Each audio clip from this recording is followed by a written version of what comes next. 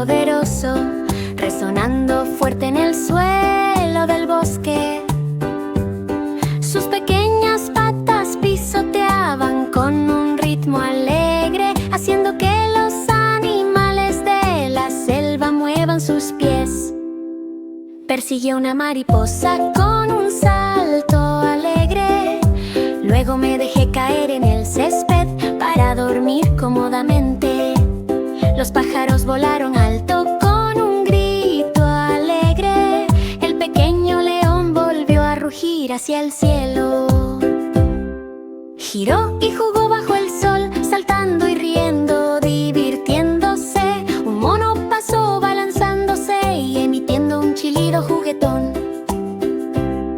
El pequeño león rugió de nuevo, sintiéndose descarado y elegante. Ahora cada rugido es un deleite de la jungla.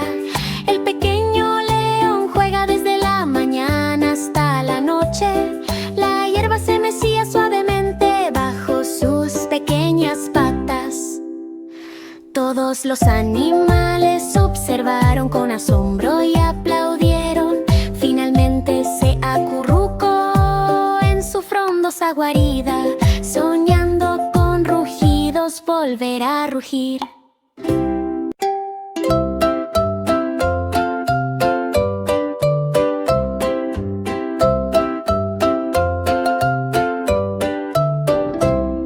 El pequeño león rugió con un rugido poderoso, resonando fuerte en el suelo del bosque.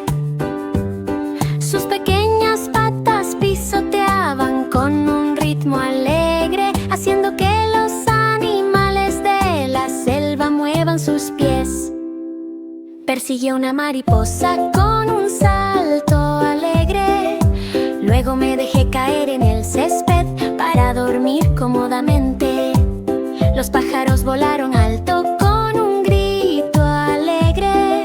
El pequeño león volvió a rugir hacia el cielo. Giró y jugó bajo el sol, saltando y riendo, divirtiéndose. Un mono pasó balanzándose y emitiendo un chillido juguetón. El pequeño león rugió de nuevo, sintiéndose descarado y elegante. Ahora cada rugido es un deleite de la jungla. El pequeño león juega desde la mañana hasta la noche. La hierba se mecía suavemente bajo sus pequeñas patas. Todos los animales observaron con asombro y aplaudieron. Finalmente se acurrucó en su frondosa guarida, soñando con rugidos volver a rugir.